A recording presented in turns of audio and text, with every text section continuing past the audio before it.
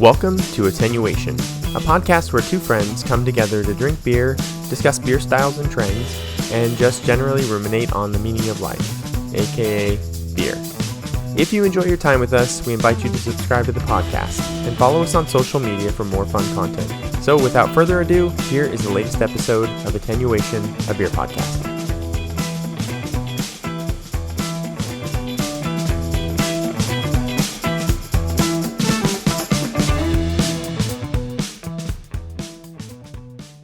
Hello, and welcome to episode 108 of Attenuation, a beer podcast. My name is Jason, and I'm joined by my best friend since 8th grade, Steven. Hello. And he's sitting at the table with me, which is weird. Yeah, looking you in the eye. So, we are the night before Firestone Invitational. It's Firestone Walker Invitational Eve. Yeah. I'm so excited. Kind of like Christmas Eve. It's Christmas Eve for us. Yeah. So we're going to do a short episode. Really what we wanted to do is we had planned to split a deal with the devil from Anchorage Brewing that we had picked up previously. So this is our pre-Beer Fest celebratory beer. Yeah. Well, we could never justify buying the whole thing alone. Yeah. So we decided to split the cost and split the beer. And we both really wanted to try it, so... And this is going to kind of decide the fate of Anchorage Brewing for us. Because their beers do demand quite a price. So I think I said on the previous episode, if this one doesn't absolutely blow my mind, then it'll be the last one we get from Anchorage Brewing. The ones that run this price range, right? So if this doesn't blow your mind, Blessed is off the table and what? I think so. Because isn't Blessed like $90? Yeah, something like that. At least $75. Yeah, this has to blow my mind for it to be under consideration. But yeah, so we just kind of wanted to record our tasting notes, capture a little bit of our hype for the Beer Fest tomorrow, and we actually did run into some beer news incidentally today. So we'll probably just do a short episode today, a drinking beer segment, and then a little bit of beer news, and then maybe what beers we're excited to try tomorrow. Sounds good. All right, so let's open this bad boy. Oh, this can, by the way, we'll have to post a picture of it, but... They dipped the can in wax, which is kind of funny. And they dipped the bottom. So it doesn't even... Well, it's good they don't took the I know, top. otherwise we'd have to scrape all the wax off. That sounds like a $50 beer. Sounded like a beer. So this is just a regular deal with the devil. But it does say it's a double oaked barley wine. So the special one is a triple oak. A triple oaked. But this one's aged 16 months in a blend of... I'm reading upside down. I'll tell you. But it's basically a different... There's two different barrels they use. One's Elijah Bernheim? Craig. Yeah, Bernheim original wheat whiskey? Yeah. So wheat whiskey. And then Elijah bourbon barrel. An 8-year Elijah. And then this monster is 18% ABV. Wow. So it's basically, it's wine at that point, right? It really is bar. It's reached true wine status. All right, do you want to give some nose notes on this? Okay. Wow. It's very sweet smelling toffee, a lot of bourbon barrel. Yeah. Raisin, big. Maple syrup. Oh, yeah, definitely. I'm even getting like a little like baker's cocoa. Maybe a little vanilla. But primarily it's that bourbon, those dark fruits.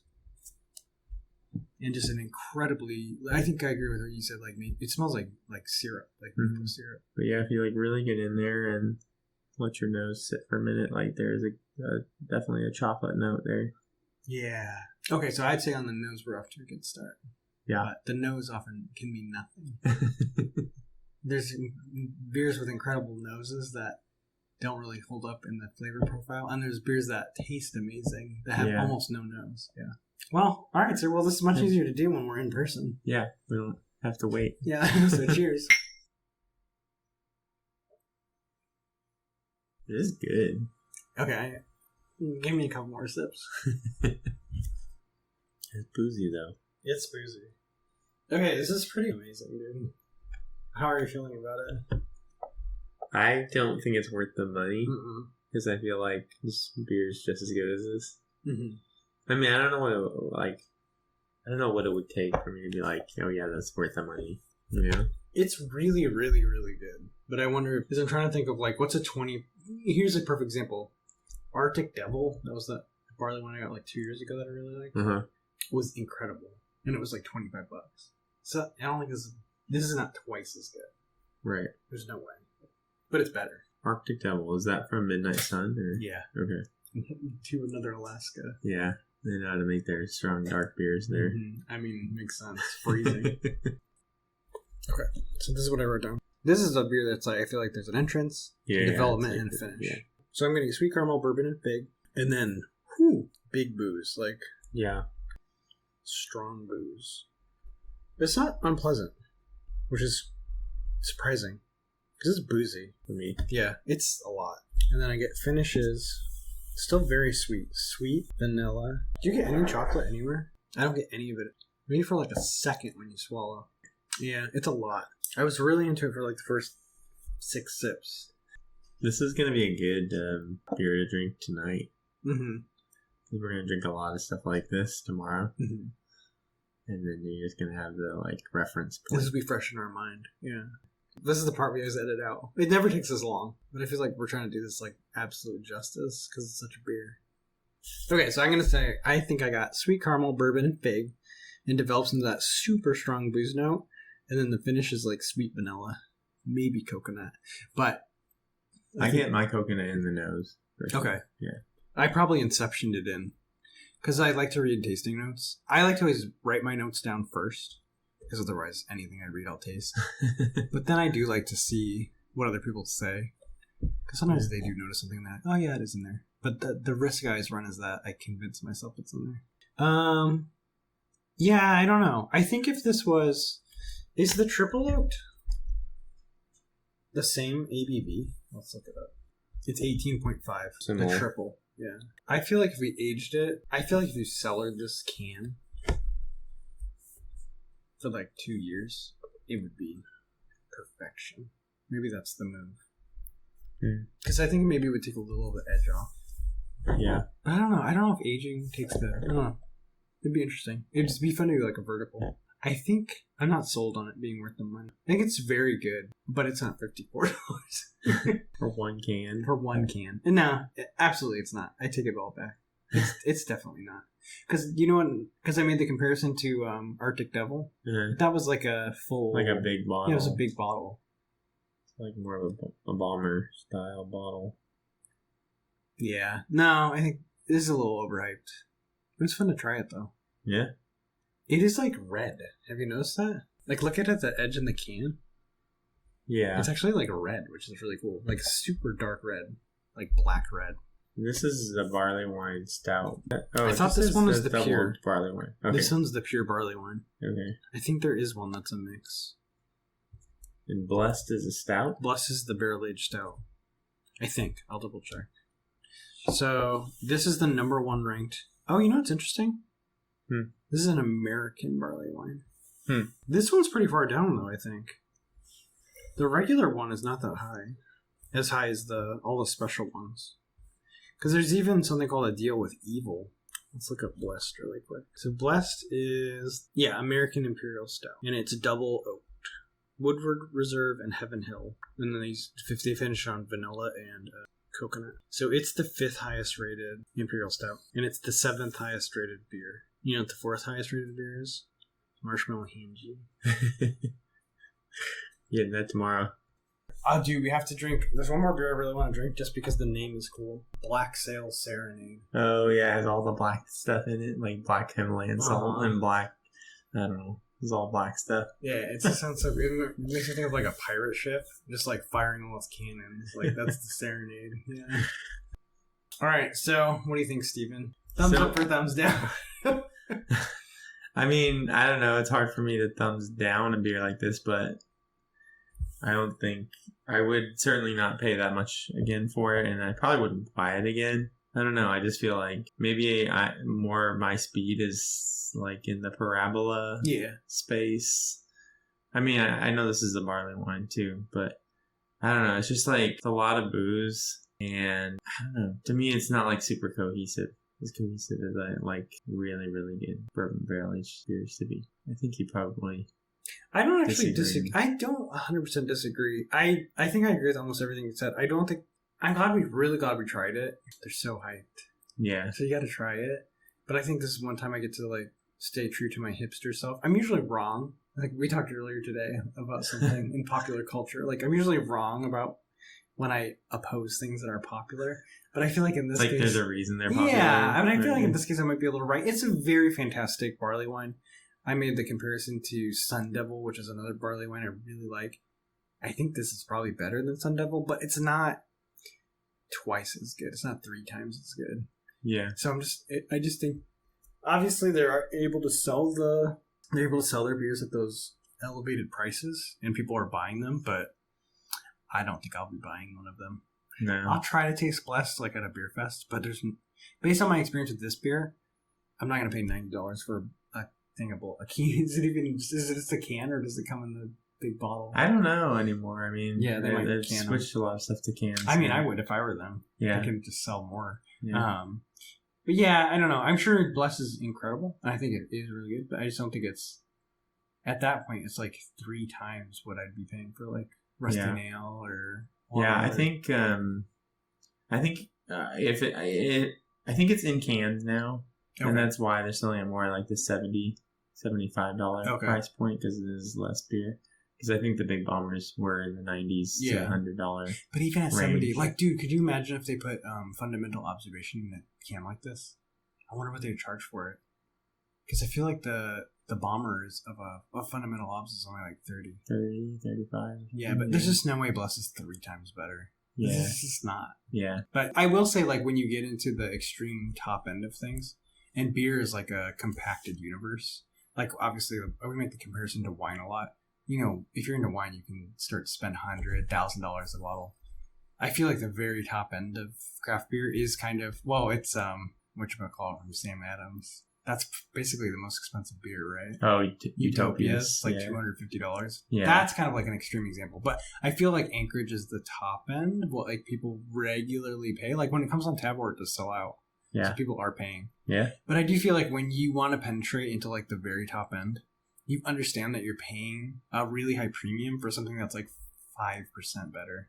But it's that diminishing return where like you're just gonna start to hit diminishing returns as you get to the upper end of you know something. And it's true of like every hobby probably. Yeah. But to me, I don't want to play in these waters. Yeah. Well, the truth is too, like kind of how we did it. You know, we split the cost, and we wouldn't do it again. Sometimes you pay more just to have the one experience, the one time.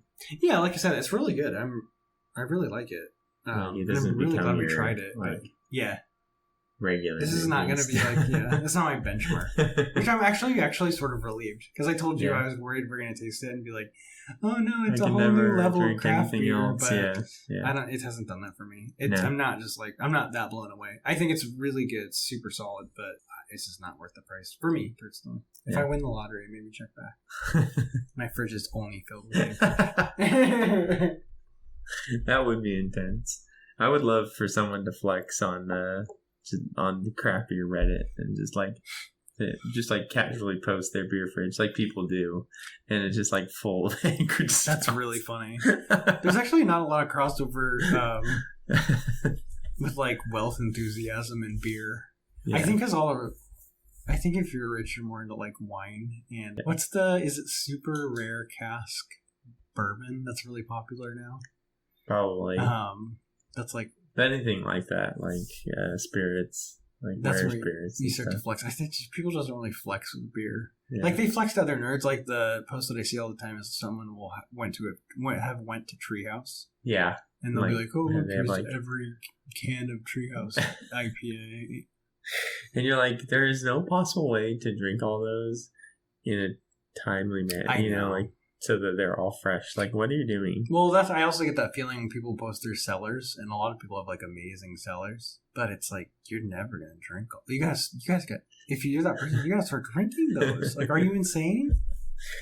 Maybe they're gonna pass them on to their children. They don't last that long.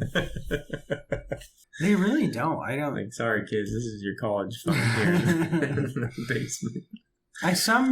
They don't, though. Well, very few beers. Like, remember when we did, I don't know if I tried it with you, but we had, what was it? I did a vertical of one of the Firestone Walker, I think it was the Firestone Walker Barleywine. Sukaba. Yeah, I can't say it. Sukaba. Yeah. I swear it was either that one or one of the other ones. It might have been like Sticky Monkey. Sticky Monkey, yeah. We did like a 3 or 4 year vertical, and it fell off after like the 3rd or 4th year. The last, whatever the was when we drank, it was like, oh wow, that took a turn. Yeah, I think I'm more and more in the camp of like, yeah, I'm more and more into the camp of like, well, this is a perfect example. This has already been aged 16 months. Yeah, like they do a lot of the aging, right? This has already been aged 2 years, so... Yeah, I don't know. But I did say... Like, what is aging it now in this can doing? Exactly. I will say, I bet this is pretty good if you let it sell for like 1 or 2 years, but don't let it sell for like 10. Yeah. Yeah. I have a Darkest Hour from Anchorage. That one's like ancient. Yeah, it's from, I think, 2016 or 2017, so 7 or 8 years now. I found it the other day, like, just cleaning out my pantry. That's I was really like, funny. Wait, what? Because I didn't realize I had 2 of those, and I had drank one a while back. Oh, okay. So I've had it before. It's that second one that's still... Forgot I had a second bottle. That's really funny. All right, so I guess we're saying thumbs up, but we're not 100% convinced it's worth the price, and we probably wouldn't buy it again. And Blessed, I'm probably not going to buy Blessed, but I will try to hit it. If we go to the... I wonder if they'd have Blessed at, like if we go to the... Faux-Bab. Yeah, maybe. So, all right, well, we learned a lot. Do you want to hit a spot of beer news, just because we read some pretty cool beer news today? Yeah, we had mentioned last episode that Anchor Brewing in San Francisco had found a buyer. They just hadn't announced it yet, so we were kind of waiting on that news. But it has been officially announced that the CEO and founder of Chobani Yogurt Isn't that so funny? is buying. He's a billionaire, 51-year-old billionaire. Yeah. And I would love to know what he paid for. Ulukaya is his last name. Hamdi Ulukaya. He's a Turkish-born CEO and founder of Chobani, the country's largest producer of Greek yogurt, has purchased the brewery and its 2.17-acre home. So he's going to be a hero in San Francisco. Dude, he's just going to come and they're going to give him the keys to the city. Yeah. I mean, Anchor is saved again. Isn't that cool? It's been twice saved by an angel investor. Twice saved. It's pretty epic. Yeah. I guess he has the money to not care. Right. Because whatever he paid. Whatever happens. Do we know what Sapporo paid for it? That's a good question. Because he probably paid less. I hope so. I feel, yeah. But no, it's exciting. I kind of read some of the reactions to it. And I didn't see what he said, but apparently people were saying that... $85 million. Okay, so he probably paid less than that. And if he's a billionaire, he could take the loss. I wonder, is he really into beer? I mean, I would think so, or unless he just thinks this is a good investment or something, or he just wants to, has a hero complex or something. It said he had a meeting with a bunch of old employees. And that's really cool. They just were reminiscing. Oh, well, yeah, he was saying that, the reactions I read, that he was basically kind of saying, he's going to stay out of the kitchen. He said it's a business at the end of the day, but you have to understand you're also part of the community and a long legacy. With Sapporo, they tried to turn Anchor into something it was not. Sure. Or maybe they didn't realize what they had in the first place. Yeah. So I'm very excited to see. I think they already talked about bringing back, some of the beers that are very popular, like the Celebration Ale. I think they make once a year or whatever. Is that the one? Celebration Ale. Yeah. It says the purchase price for Anchor was not disclosed, but brokerage firm CBRE previously listed the real estate assets for $40 million. Okay. And the company's intellectual property was seeing bids of up to nearly $10 million for the recipes and stuff. So say he paid $50. Yeah. Still got a discount from the $85 million. Well, yeah, we'll keep a close eye on them. I think I'd love to see them iterate slightly. Obviously just make the stuff that's very popular.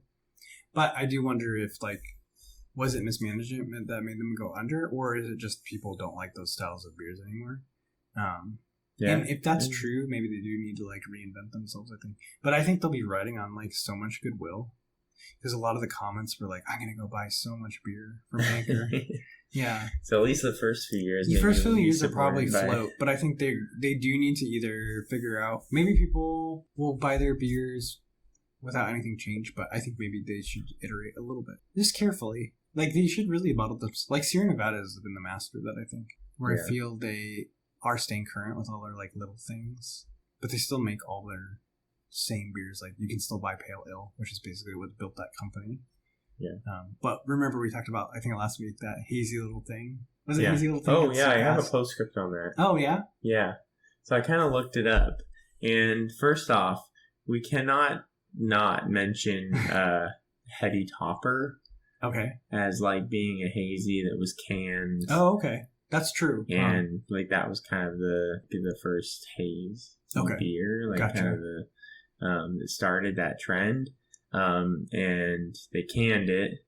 And one of the reasons I think it says like drink from the can on the can is because the haze was like such a turn off at that point. So pouring it out, you see the haze. Do you know the other thing I've heard about drink from the can? What's that? Is that the carbonation. Sounds like so woo woo. I don't know if it's true. But when you open the can, it's carbonated. Okay. So like there's a layer of carbonation on top of the beer. And then as you drink it, it's like never being exposed to oxygen after it's canned. Whereas if you pour it out, you're like exposing it to a bunch of oxygen.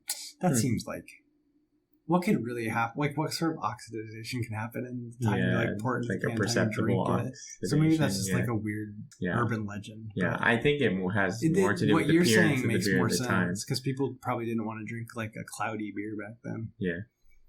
So anyway, I had to mention that because I felt like somebody was going to come at us if we didn't mention Heady Topper. Yeah. But from a like mass-produced, like in the grocery store all over the country, hazy IPA, right? Sam Adams actually I think was the first. Oh, okay. Around 2017, and then Sierra Nevada did it about 2018. With hazy little. What was Sam Adams? Do you remember? We'll double post it. Yeah, it was Just the Haze or something. Or not Just the Haze. Just the Haze is their non-alcoholic version. I think it's just called Juicy Haze. Oh, okay. Yeah. That's another actually a little thing I learned about Just the Haze, the non-alcoholic version. Mm-hmm. What's his name? Coke. Jim. Jim Coke, yeah. He was asked at a Q&A whether doing a non-alcoholic hazy IPA was the result of R&D. Like, is that like the best style? Like you made a bunch of non-alcoholic beers and that one tasted the best? Or are you like, is that just a hazy IPAs are popular? Yeah. And his answer was that it was the R&D, like that was the beer they were able to make. Interesting. Taste good. Yeah, taste like taste most authentic. And it just so happens also very popular. Yeah. So I thought that was interesting. But that is interesting. And maybe that style lends itself a little bit to. It might like has enough flavor to kind of hold its own. Well, I feel like it also has a lot of body.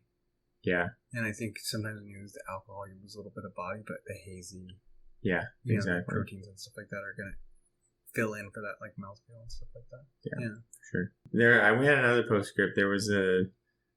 We were talking about what Moonraker beer beat Pliny the Younger. Oh, right. What was it? It was 2017. Okay. That was the year that it happened. And it was Extremis. From Moonraker. Okay. It was the triple IPA that beat Pliny the Younger in a triple IPA competition. In a blind taste. Yeah. And then, essentially put Moonraker on the map at that point. I was going to say, that would. But do they even make that anymore?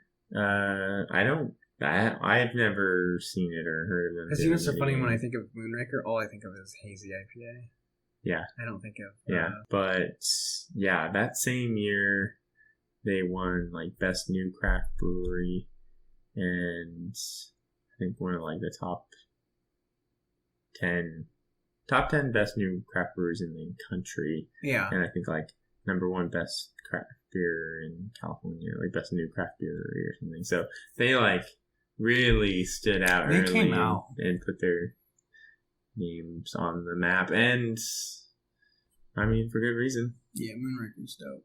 We went right then. Yeah, we went pretty early on. Yeah, and because the hype was real. Everyone here was talking about Moonraker. Yeah. And those hazy IPAs are fantastic. They still are.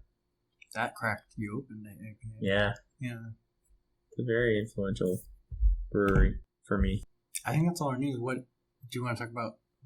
It's kind of boring to everyone else because they're not going to go. But yeah. Do you want to cover like we're just like fanboying over do you here? Let's just pour some of our hype out about tomorrow. What are we going to drink? Yeah. So this is just therapy for us, so that hopefully we can sleep tonight because it really is like Christmas Eve, and I probably won't.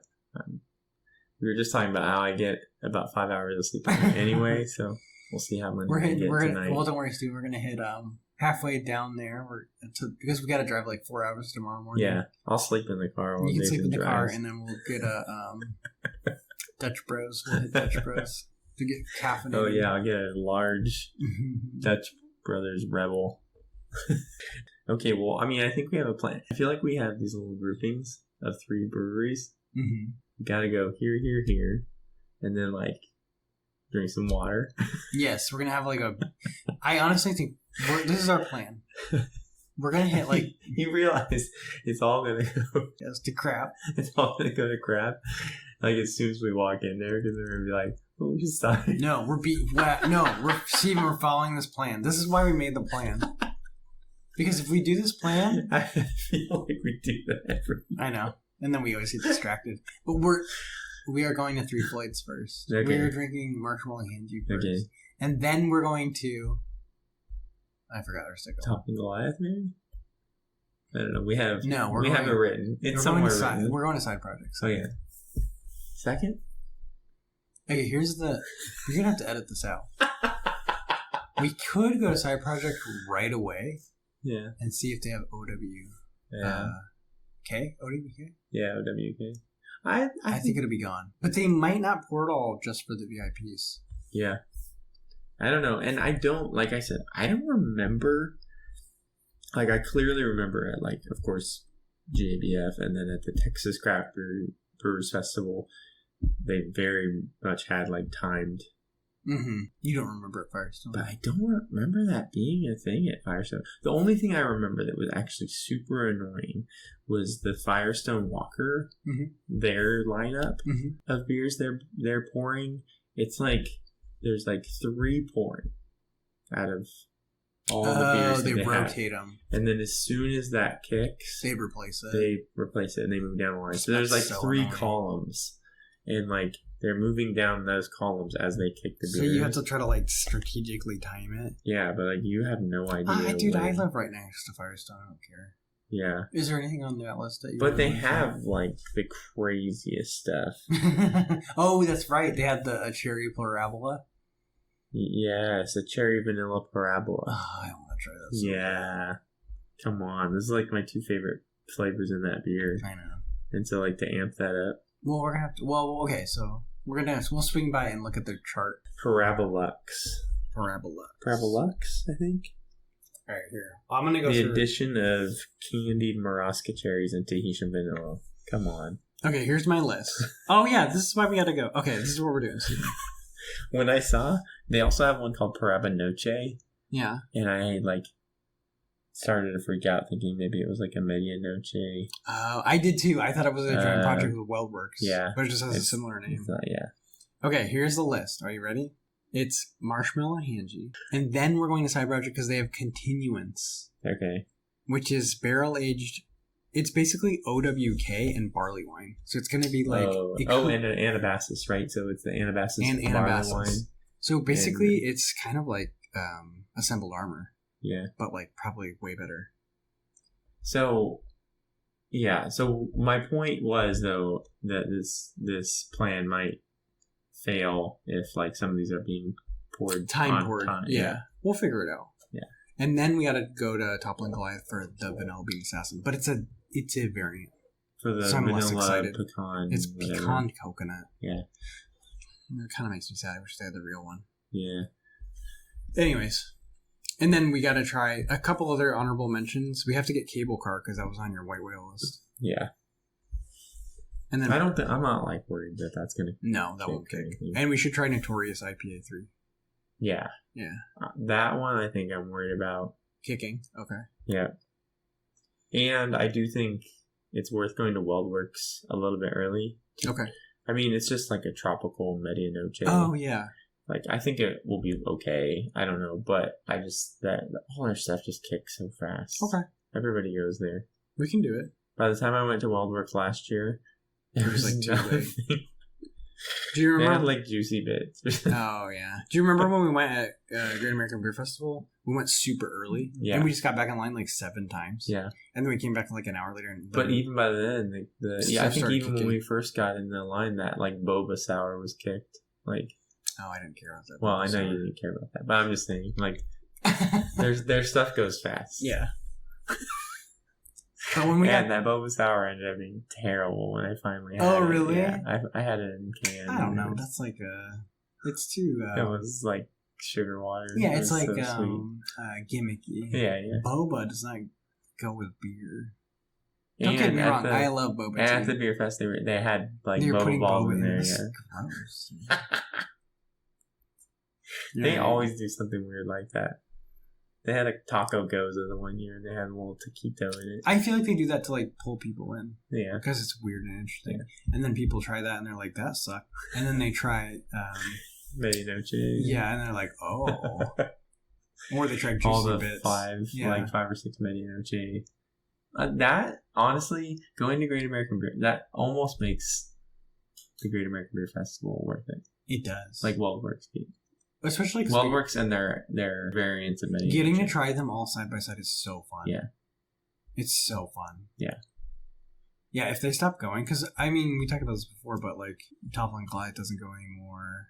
Yeah. Like, do you remember the first year we went, we got to try, we didn't really, I kind of knew what I was doing, but I didn't 100% know what I was doing at the time.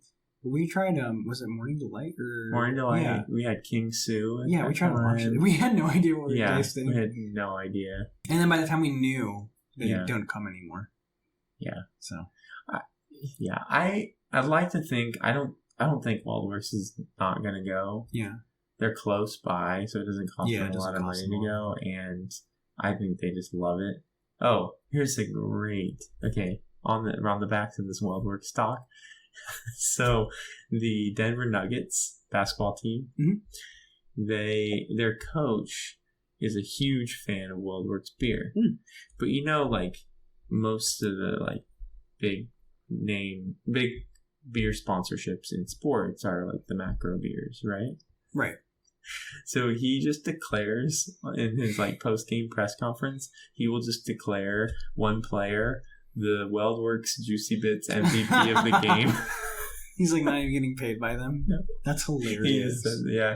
He's like, I'm picking such and such for the WeldWorks Juicy Bits MVP of the game. Dude, I love that so much. This is free marketing.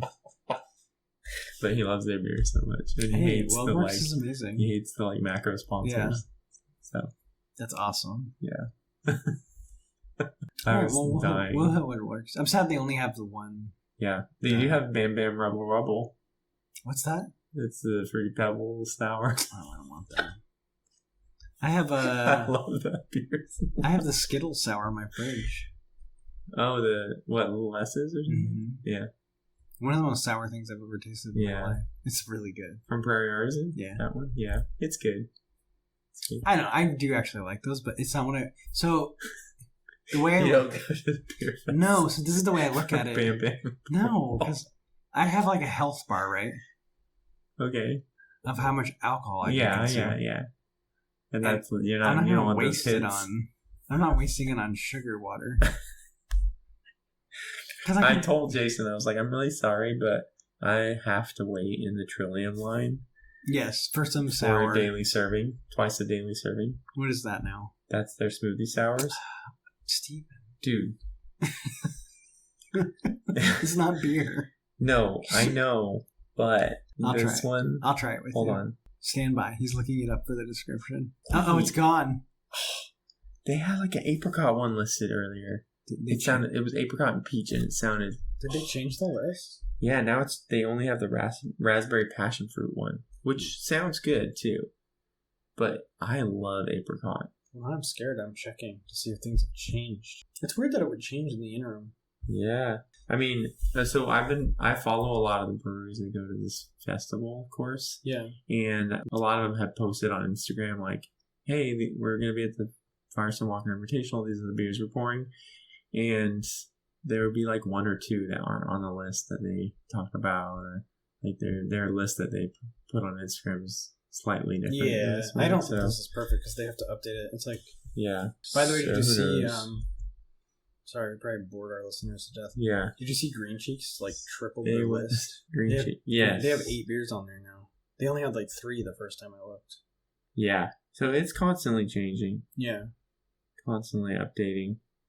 It took a while for Firestone to finally put their beers on the list. They only added their beers like a day or two ago. Oh, okay. Yeah, so I guess we'll see when we actually get there. Green Cheeks got an agua fresca. We'll do that when we need a refresher. Also, they have a beer. It looks like it's a lager, like a hopped lager, but they use a hop called Peacherine. Okay. Apparently, that's a new hop on the scene. Okay. So that'll be fun. So that Peacherine hop is from Freestyle Hops. Mm-hmm. They're the ones that also have that Cohee and Nelson Sub-Zero hop keef stuff, which is like the liquid hop extract, but it has real passion fruit mixed into it. That's wild. Dude, that beer was so good that I had. Okay. But it's getting a little gimmicky, a little cheating. Yeah, when you actually mix fruit in with it. And you have like no vegetal like aftertaste of burn or anything. Like it's just, yeah, I don't know. I like it. I mean, it's the future probably. Yeah. So, all right, sir. Well, okay. Well, our listeners are like, if you're still listening, we're actually quite impressed. Sorry. But yeah, this has been I'll episode... clean it up real good. Okay. What episode is this? 108. 108. And it's Christmas Eve. Yeah. It's Christmas Eve, aka Firestone Walker Eve. Oh my gosh, I'm so excited. Yeah, seriously. We gotta go to sleep. I can't wait. I'm excited for you to experience it. I'm really excited. I was so jealous when you went last year. It's awesome. So I'm pumped. All right, well, this is Attenuation. You can reach us at contact.attenuation@gmail. We're on Instagram and TikTok. Yeah. At attenuation.podcast. And this is episode 108. We drank a Deal with the Devil. You said it's good, but... not worth the money. And with that, cheers, Steven. Cheers. We'll see you next episode. Thanks for listening to this episode of Attenuation, a Beer podcast. Don't forget to subscribe to the podcast and follow us on Instagram, Facebook, and TikTok for more fun content. Catch you next time. Cheers!